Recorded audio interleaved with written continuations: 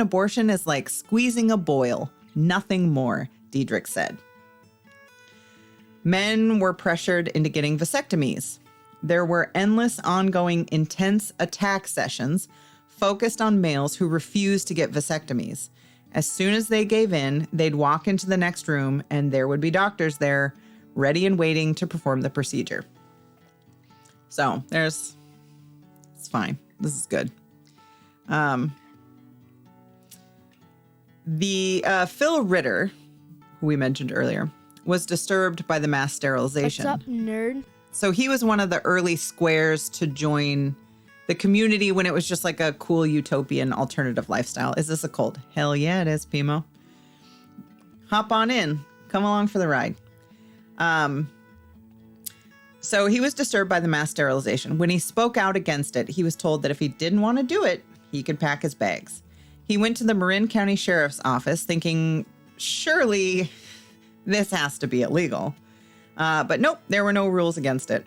Authorities informed Synanon's attorneys, and then Ritter was told not to come back, leaving his wife and child behind. So the next big rule was handed down when Diedrich's third wife died. He was 64 and wanted to remarry. So he sent word out throughout Synanon that he was single and ready to mingle. Of the 6 women who applied for the opening of esteemed fourth wife, Diedrich chose a 31-year-old teacher from one of the Synanon schools. Okay, so 31, he's 64. Perfectly normal. That's like classic cult leader stuff right there. But shortly thereafter, he decided that marriage should no longer be permanent. Yeah, that's dumb. Couples were told to split up and form new 3-year-long love matches. Within days, 230 couples had filed for divorce, one of those being Phil Ritter's wife. Synanon was also restricting how often Ritter could visit their 3-year-old daughter. And so Ritter didn't like this. He filed a motion to try and stop this because he's like, that's my kid. Fair. Not John Ritter, Phil Ritter. God damn it, Jason. One day, as Ritter was returning home from the supermarket, 2 young men approached him. Without saying a word, they beat him with wooden mallets, leaving him on the ground bleeding with a fractured skull. They didn't even take his wallet. The attack was among at least 18 that the California Attorney General's office eventually linked to Synanon. He was in the hospital for a while. He got, I think, meningitis. He got like a nasty infection while he was there. Like he almost died. It was pretty severe.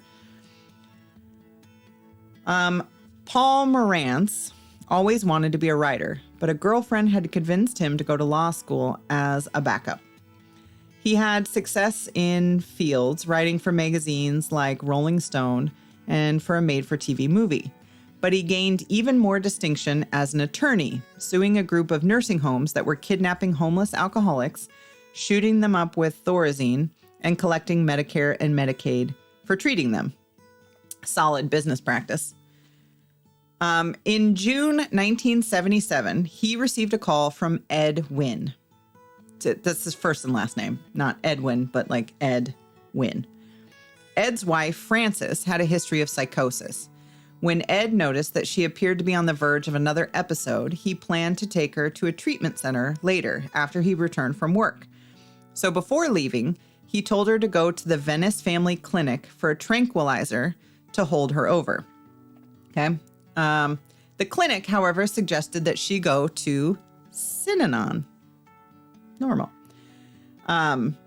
She went thinking it was going to be a simple counseling session, but within minutes of walking through the doors, she found herself being shorn by someone with an electric razor.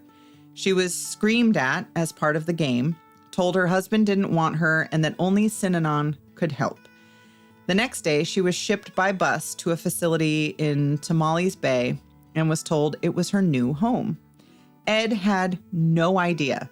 When he went to visit her, thinking she was still in Santa Monica, he was informed that he couldn't see her for 90 days.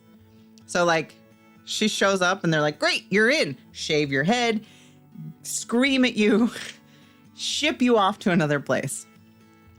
Got here at 11:59. Suck it, Trebek. Good job. That was a fast drive. That's Frances, Edwin's wife. So the story bothered Marantz. He called one of his contacts at the Department of Public Health and asked what Synanon was licensed for. He was told they weren't licensed, to which he was like, how can they not be licensed? And the person was like, it doesn't make any sense to us either, but they apparently don't need it. So back in the 60s, when Synanon was charged with running a hospital without a license, the governor signed a law, because this is back when they were doing good drug treatment stuff. And people were like, yes, this is amazing and different, and we love it. So the governor signed a law clarifying that Diedrich's brand of drug treatment was not medical care per se, and so it didn't need a license. But the bill didn't specify anything about treating mental illness, which meant that Synanon could be in trouble for taking Frances. Loopholes, guys, they're great. Marantz pressured Synanon to release her. When he and Ed went to pick her up, they saw a sea of people with shaved heads and overalls, smiling, and it creeped them the fuck out. From then on, Marantz declared war on Synanon, and Synanon responded in kind.